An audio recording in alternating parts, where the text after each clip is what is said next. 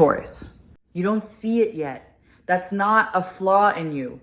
And it's not a sign that nothing is happening. It's simply the nature of how the biggest things arrive. They assemble themselves out of sight first, in the parts of your life you're not looking at, and only later do they step into the light where you can finally recognize them. So I want to begin by telling you that the not seeing is normal. The things that are about to reshape your circumstances are still in the phase where they don't announce themselves, and I'm going to spend our time together helping you learn to sense them anyway. Let me explain why abundance is so easy to miss in its early stages, because understanding this will change how you move through the coming stretch. Wealth, when it's forming, rarely looks like wealth. It looks like a small opportunity you almost dismissed. It looks like an ordinary conversation that turns out to matter. It looks like a skill you've had for years and never valued properly. The eye is trained to expect prosperity to arrive dramatically with obvious signs, and so it scans right past the quiet, unremarkable moments where prosperity actually takes root. The real thing grows in disguise.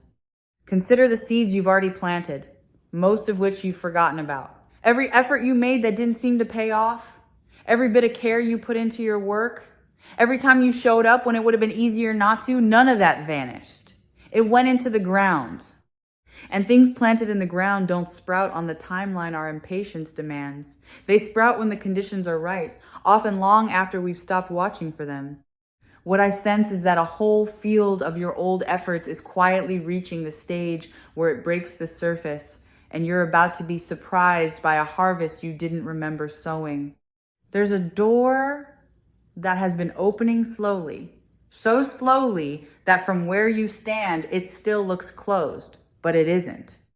The hinge has been turning by degrees, and the gap has been widening, and light has begun to come through the edge of it, even if you haven't noticed the room beyond growing brighter.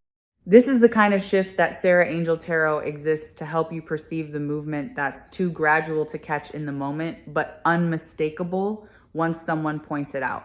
An opportunity has been forming in a place you weren't watching, and it's nearly ready to swing fully open. I want to talk about your relationship with your own worth, because this is the soil everything else grows in. Somewhere along the way, you may have absorbed the idea that you have to struggle for every good thing, that abundance is something reserved for other people, that your role is to make do with less. That belief acts like a ceiling. It caps what you'll allow yourself to reach for and receive. And what I sense happening within you now is that the ceiling is cracking.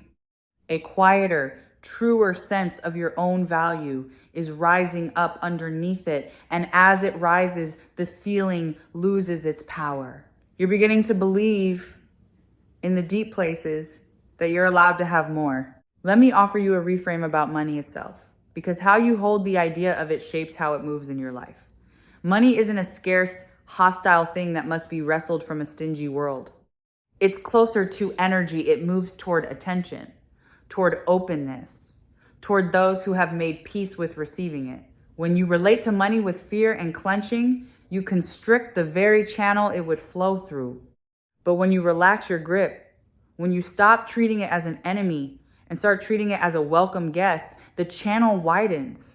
And I sense your grip loosening, your fear around it softening, which is precisely the condition under which more of it can come.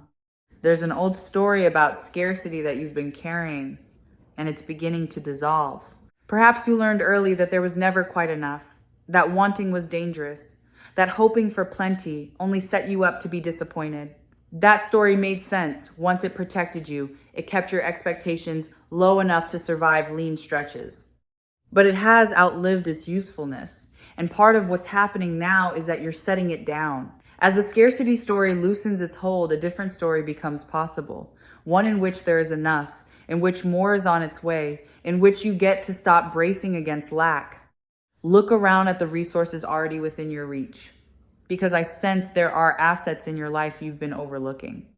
Not just money, but capacities, things you know how to do, connections you've made, knowledge you've accumulated, qualities in yourself that have real value in the world. You may have grown so used to these that you've stopped seeing them as valuable at all. but others don't see them the way you do. What feels ordinary to you can be precisely what someone else needs and is willing to pay for. Part of what's coming is a fresh recognition of the value you've been sitting on, a sudden awareness of gold in your own hands. Now let me describe a convergence, because what makes this stretch different isn't one single stream, but the way several separate streams are beginning to meet. There's the thread of your past efforts ripening. There's the thread of an opportunity forming. There's the thread of your own worth expanding, and there's the thread of your fear loosening. Each of these has been developing on its own, in its own corner of your life. And what I sense is that they're being drawn toward a single point where they'll join. When separate streams converge, they become a river, and a river has a force that no single stream possesses. That joining is what's approaching. There's a momentum that builds once abundance begins to move, and it's worth understanding so you'll recognize it when it starts. The first gains are often the hardest and the slowest because they have to overcome the inertia of a situation that's been stuck. But once things begin to move, they tend to move more easily. One good outcome creates the conditions for the next. A small success opens the door to a larger one. And what began as a trickle gathers into a steadier flow. I sense you're near the point where the initial inertia finally breaks and momentum takes over. Past that point, you'll find you have to push far less than you're used to because the thing has begun to roll under its own weight. Here's something crucial about readiness, because abundance requires a container able to hold it. It isn't enough for good things to arrive. You have to be capable of receiving them without immediately letting them slip through your fingers. And part of what's been happening in you, quietly, is an expansion of your capacity to receive. You're becoming someone who can accept good fortune without collapsing under guilt about deserving it, without self-sabotaging it away, without insisting there must be a catch.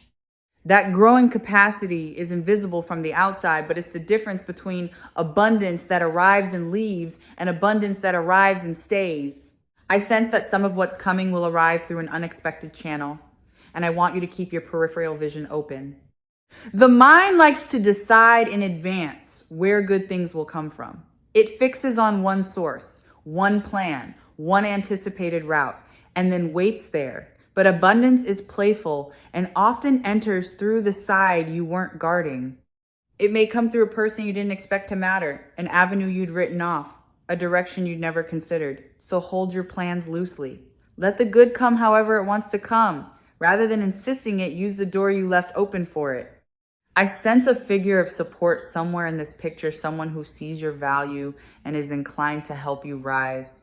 It may be a person already in your life whose regard for you runs deeper than you've realized, or someone not yet arrived who will take a genuine interest in your prospects. Almost no one climbs entirely alone. There's usually a hand extended at some crucial moment by someone who believes in what you're doing. So keep yourself open to allies. The person who could open a significant door for you may be nearer than you think, and their willingness to champion you is part of the quiet architecture being assembled on your behalf. Let me speak about flow, because there's a paradox in prosperity that's worth understanding. The people who hold money most tightly, who hoard and clench and refuse to let any of it move, often find it stagnates around them. And those who let it flow, who spend wisely, give generously, keep it circulating, often find more of it flows back. Abundance likes movement. It likes to be part of a current rather than trapped in a still pool. And I sense in you a natural generosity that once you have more, will become part of what keeps more coming. Your open-handedness isn't a threat to your wealth. It's one of its engines. Watch the shift that's happening from chasing to attracting, because it changes everything about how the coming abundance will feel. For a long time, you may have felt you had to pursue every opportunity, hustle for every gain, run yourself ragged, reaching for things that stayed just out of grasp. That exhausting mode is ending. What replaces it is a quality of attraction, a state in which good things begin to come toward you rather than requiring you to chase them down. It's the difference between running after a bus and having the car pull up to your door. Less effort, better results. That reversal is settling into place. There's something you've dismissed that's about to reveal its value, and I want you to reconsider it. Somewhere in your life, there's a thing you've undervalued, an idea you shelved, a talent you didn't take seriously, a possession or a piece of knowledge or a project you set aside as unimportant. I sense that this overlooked thing carries more worth than you assigned it. What you filed under not worth pursuing may turn out to be exactly the source of the abundance you've been hoping for. So before you finalize your judgment about what in your life matters, take a second look at the things you were quick to dismiss. Let me name an obstacle that's been quietly clearing, one you may not even have known was in the way. There's been something blocking the flow of prosperity towards you, not a person's malice, not bad luck, but some knot, some stuck place, some situation that was diverting the current away from you. And that knot has been loosening. What was jammed is coming unjammed. You may look back later and realize that a certain frustration, a certain delay, a certain closed door was actually the thing that had to move before the good could reach you, and that it has at last moved. The channel that was obstructed is coming clear. There's a weight of obligation that's beginning to lighten, and with it, a kind of freedom you may have half forgotten was possible. If you've been carrying the heaviness of what you owe to others, to circumstances, or simply to the relentless demands of staying afloat, I sense that burden starting to ease its grip. Something that has been quietly draining your resources and your peace is moving toward resolution. The lightness that follows the lifting of a long-carried financial weight is hard to describe until you feel it for yourself. A sudden spaciousness where there was pressure, a breath you didn't realize you'd been holding, finally allowed to release. You may begin to notice others recognizing your value, and this outer reflection matters more than you think. When your own sense of worth rises, the world tends to mirror it back. People start treating you as more valuable, offering you more, seeing in you what you've begun to see in yourself. This isn't magic. It's that we unconsciously teach others how to value us by how we value ourselves. And as your inner valuation climbs, the signals you send change and the responses you receive change with them. I sense this mirror beginning to reflect a higher image of you back into your own life, in the form of better offers and greater respect. The worth of what you offer is being repriced upward, and you may soon be compensated at a level that finally matches your actual value. For a long stretch, you may have been undervalued, giving more than you received, accepting terms that were set during leaner and less confident days, quietly settling for less than your contribution deserved.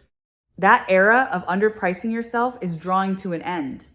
As your own sense of worth rises and the world's recognition rises with it, the exchange rate on your time and your effort improves. The same work that once brought little begins to bring more, not because you're doing more of it, but because you're finally being valued rightly for what it's worth. I sense the possibility of more than one source of abundance opening, rather than everything continuing to depend on a single channel. There's a particular kind of security that arrives when your prosperity is no longer balanced on one narrow point, when opportunity flows from several directions at once, so that no single disappointment can undo you. And I sense your sources beginning to multiply. A second stream forming alongside the first, perhaps a third taking shape quietly behind it. This widening of where your good comes from is one of the truest marks of a real shift, because it turns a fragile arrangement into a resilient one, a single thread into a woven cloth that can hold real weight. Here's a tender surprise about the shape the abundance will take.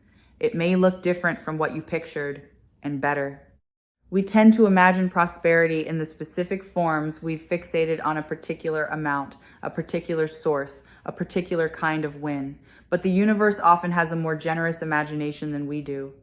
What arrives may not match your mental picture exactly, and in your first moment of surprise, you might almost miss it because it came in an unfamiliar shape. Don't let the unexpected form fool you about the value. Sometimes the gift is better than the one you asked for, precisely because it isn't the one you knew to ask for. Let me reassure you about the foundation beneath what's coming, because I don't want you to fear it's a fluke. What I sense forming has roots. It isn't a lucky lightning strike that flashes once and vanishes, leaving you back where you started. It's more like the slow arrival of a season, something with staying power, something built on the real substance of your efforts and your growth. And because it has roots, it can be built upon. This isn't a windfall that disappears through your fingers. It's the beginning of a more prosperous chapter, a shift in your baseline rather than a momentary spike. The ground under your feet is genuinely changing. There's a deepening in your ability to hold wealth that I want to acknowledge, because receiving and keeping are two different skills. Some people can attract money but can't retain it. It comes and then leaks away through poor stewardship or a subconscious belief that they don't deserve to keep it. What I sense in you is a maturing of your relationship with abundance, a growing steadiness that will let you not only receive what's coming, but keep it, tend it, let it grow. You're becoming a better custodian of your own prosperity. And that means the good that arrives won't just pass through you. It will accumulate, compound, and build into something lasting.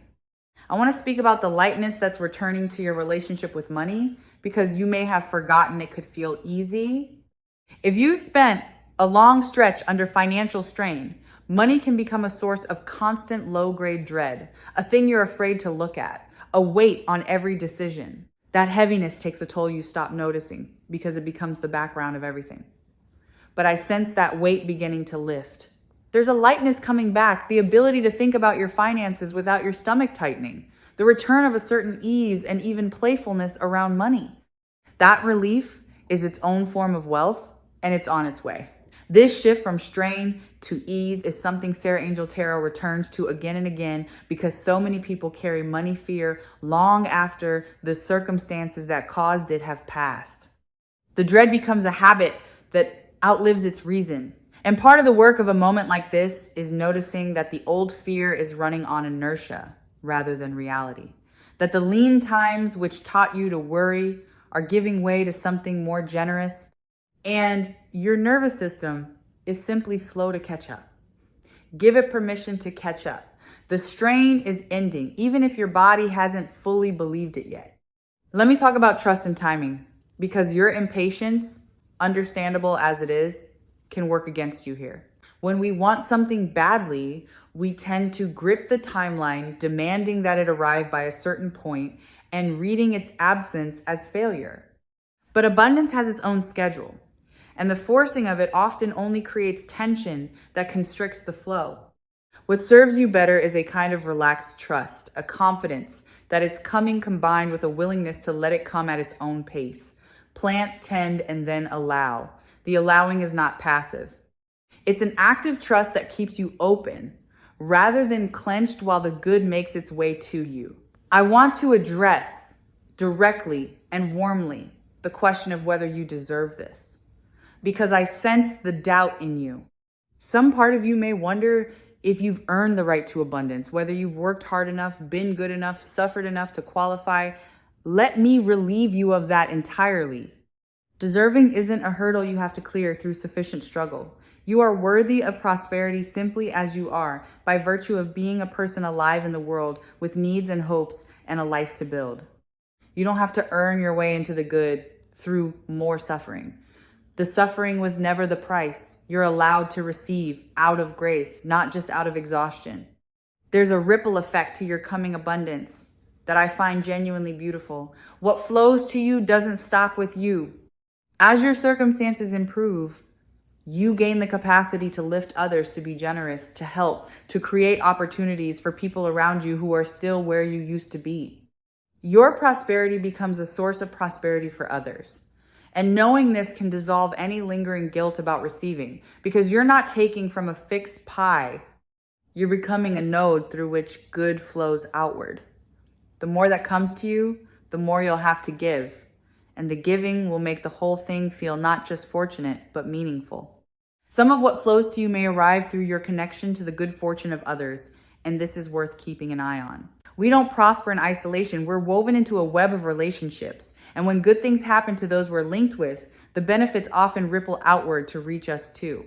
Someone's success, a collaborator's win, the rising tide of a person whose path is tangled with yours can lift you along with it. So don't measure your prospects only by your own solitary effort. Part of the abundance approaching may come to you sideways, carried in on the current of someone else's flourishing. Let me point to a decision that will be yours to make when the opportunity arrives, because abundance often comes bundled with a choice. There may be a moment ahead where you're offered something, or where a path opens, and you'll have to say yes to step toward it, to claim it, to allow it into your life. And I raise this because sometimes at the very threshold of receiving, fear whispers that it's safer to stay where you are, to not risk the disruption that good fortune brings. Don't let that whisper win. When the moment comes to accept what you've been hoping for, accept it. Your yes is the final piece the whole thing has been waiting for. I sense a particular gift in your capacity to recognize opportunity, one that's sharpening right now. Part of what's shifting isn't just your circumstances, but your perception. You're becoming quicker to spot the openings, more attuned to the possibilities hiding in ordinary situations. Where you might once have walked past a chance without noticing it, you're developing an eye that catches it. This sharpened perception is itself a form of wealth, because the world is always offering more than we register, and those who can see the offers are the ones who receive them. Your sight is clearing. And clear sight in a world full of opportunity is nearly as good as luck. There's a steadiness I want you to cultivate as the good begins to arrive, because sudden change of any kind, even welcome change, can be disorienting. When prosperity comes after a long, lean stretch, it can almost feel unreal, even uncomfortable, and there's a temptation to distrust it or to spend it away quickly out of a subconscious discomfort with having it. I'd encourage you instead to breathe, to let it settle, to give yourself time to grow accustomed to a new normal. You can hold this. You can adjust to having more. The discomfort of unfamiliar good fortune passes, and on the other side of it is a new baseline you'll come to feel entirely at home in. Let me name the freedom that abundance is really about, because money itself was never the point. What you've truly wanted, underneath the wanting of wealth, is what wealth makes possible: the freedom to breathe, to choose, to stop being trapped by lack, to build a life on your own terms, rather than under the constant pressure of necessity. And that freedom is what's approaching. Not just numbers in an account, but the loosening of the constraints that have hemmed you in, the widening of your options, the return of a sense of possibility to a life that may have felt narrowed by scarcity. The real gift is the room to live more fully, and that room is opening. There's a difference between surviving and thriving that I want you to feel in your body, because you're in the process of crossing from one into the other. Survival is a narrow mode. It keeps you fixed on the next necessity, the next demand, the next scramble to get through, with no room left over for anything but endurance. Thriving is wider. It's the state in which your needs are met and there's something beyond them. Margin to breathe, resources to spare, the freedom to think past mere getting by toward what you'd actually like to build. I sense you moving out of the narrow corridor of survival and into the more open country of thriving, where the question changes from how do I make it through to what would I like to create. I want to reflect on the resilience you've shown to get here, because it hasn't been for nothing. You've weathered stretches that were genuinely hard. You kept going when the returns were invisible. You maintained some thread of hope, or at least persistence, through times that tested you. That resilience wasn't wasted. It built something in you, a strength and a steadiness that will serve you well when the abundance arrives. You're not receiving this as someone untested. You're receiving it as someone who has earned, through endurance, the wisdom to handle it well. The hard chapters were not detours. They were preparation. I sense a delayed recognition making its way toward you, a reward for something you did well that wasn't properly acknowledged at the time. Our best work isn't always rewarded in the moment. It gets overlooked, undervalued, or simply outpaced by circumstances that had nothing to do with its quality, But value has a way of being recognized eventually, and I sense that some contribution of yours, some effort or quality that once went unrewarded, is about to receive its due at last. What you gave that seemed to pass unnoticed was noticed after all, and the acknowledgement along with the abundance that tends to travel with it is finally catching up to what you earned. There's a quality of unexpectedness I want to prepare you for, a sense in which the good may arrive faster than the logical mind can explain. Abundance doesn't always follow the neat, gradual path of cause and effect. Sometimes it leaps, arriving in a way that seems to skip several expected steps, showing up before you'd calculated it could. When this happens, the analytical part of you may struggle to trust it precisely because it can't trace the mechanism. Let yourself trust it anyway. Not everything good has to be explainable to be real. Some of what's coming will arrive by routes too complex to map, and its unexplainability doesn't make it any less yours. Let me touch on the confidence that's growing in you, because it's a quiet engine of everything else. As you begin to sense that your circumstances are shifting, a different posture settles into you. You stand a little taller, ask for a little more, believe a little more firmly in your own prospects. And that confidence is self-reinforcing because the world responds to it, offering more to those who carry themselves as though they expect good things. I sense this upward spiral beginning, confidence drawing, opportunity feeding, confidence, the whole thing lifting you higher than either could alone. You're stepping into a version of yourself that assumes abundance rather than bracing against lack. I want to speak to the patience your situation may still require, and to frame it rightly. You may not be at the moment of full arrival yet. You may be in the stretch just before where the signs are gathering, but the thing itself hasn't landed. This in between can be the hardest part because you can sense that something's coming without being able to hold it yet. But this stretch is not empty waiting. It's the final assembly, the last positioning of pieces before they lock into place. Trust the in-between. It's not a sign that nothing's happening. It's the pregnant pause right before the good becomes visible and real. There's a permission I want to extend to you because I sense you've been withholding it from yourself. Permission to want more without shame. Somewhere you may have learned that wanting abundance is greedy, that being content with little is more virtuous, that desiring wealth makes you somehow lesser. But there's nothing shameful about wanting a life of ease and possibility. Wanting more resources so you can live more freely and give more generously is not greed. It's a natural and healthy reaching toward fullness. Give yourself permission to want it openly. The wanting, freed from shame, becomes a clean and powerful magnet rather than a guilty secret you half suppress. There's a power in asking that you may be about to discover, because a great deal of abundance goes unclaimed for no reason other than that it was never requested. People leave money and opportunity on the table, not from any lack of worth, but from a reluctance to ask, to name their price, to request what they're owed, to say plainly what they want and let it be heard. I sense you growing more willing to ask, more comfortable stating your value out loud without apology. And this alone can unlock resources that were always available, but never activated.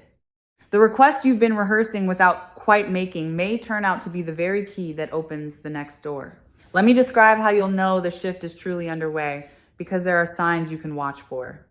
It often begins with small confirmations, an unexpected bit of good fortune, a sum that arrives from an unforeseen place, an opportunity that materializes, a door that opens a crack. These small signs are the leading edge of the larger shift, the first drops before the rain. So when they come, don't dismiss them as coincidence or too minor to matter.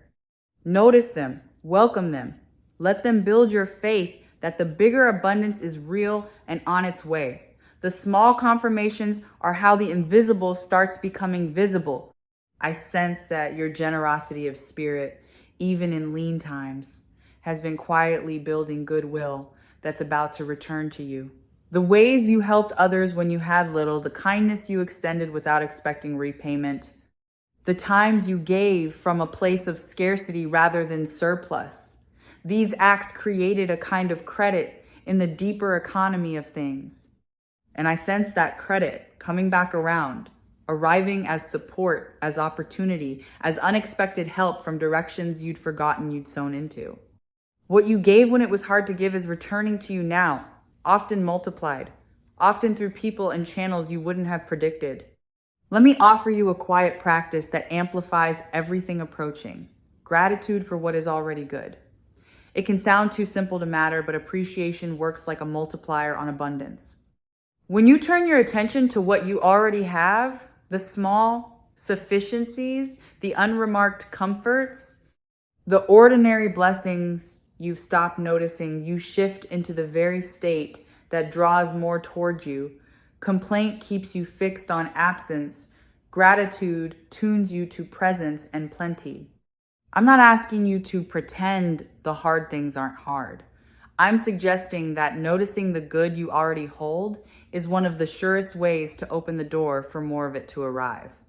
There's a clarity about your own direction that's emerging alongside the abundance, and the two are connected.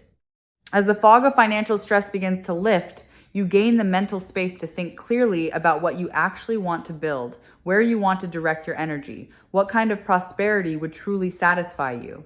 Scarcity clouds the mind, keeps it focused on immediate survival, crowds out the bigger vision. But as that pressure eases, a clearer sense of purpose can surface. You're not just about to have more resources, you're about to have the clarity to use them well, to point them towards something that genuinely matters to you. Let me reassure the part of you that fears this good fortune could somehow be taken away, because that fear can poison the enjoyment of good things. If you've been burned before, if abundance has come and gone in your past, you may hold any new prosperity with a nervous, watchful grip, waiting for it to vanish. I want to gently loosen that grip. What's forming now has a different quality, steadier, more rooted, more the result of genuine growth than of chance. You can allow yourself to trust it. Living in constant fear of loss is its own kind of poverty, and you're being invited out of it into a security you can actually rest in. A cushion is forming beneath you, and the security it brings is one of the sweetest fruits of abundance. There's a particular peace that comes from having something in reserve, from knowing an unexpected expense won't capsize you, that there's a little set aside, that the ground under your feet is no longer stretched so thin. This is different from the thrill of a sudden gain. It's quieter and it goes deeper. The steady peace of stability rather than the spike of a windfall. And I sense that kind of security beginning to build for you, a reserve slowly accumulating, a safety net weaving itself into place beneath the life you're living. As we begin to draw our time together toward its close, let me gather the threads into a single clear picture. You don't see it yet, but the seeing is coming. The door has been opening. Your worth has been rising. The scarcity story has been dissolving. An obstacle has been clearing. And several quiet streams of fortune have been converging toward a single point that is your life. All of it has been happening just outside your field of vision, in the disguised and undramatic way that real abundance always forms. And now it's approaching the threshold where the invisible becomes visible, where the forming becomes the arrived. The last thing that Sarah Angel Tarot would want you to carry from our time together is simple, and I hope it stays with you. What you've been hoping for is closer than it appears. And your job in this final stretch is not to force it, but to stay open to it. Keep your eyes soft and your hands unclenched. Notice the small signs. Say yes when the moment comes. Let yourself believe, even a little, that you're allowed to have the fullness you've longed for. And so I'll leave you gently, the way you'd set down a lamp beside someone who's been sitting in the dark. What's coming toward you was built by your own endurance and is arriving by grace. And it's nearer than your tired eyes can yet make out. Soon the not seeing will become seeing. Soon the quiet assembly will become an obvious gift. You've waited through the lean stretch with more strength than you gave yourself credit for, and the season is turning now toward ease, toward plenty, toward the freedom you've wanted all along. Stay open. Stay soft. It's on its way and it's meant for you.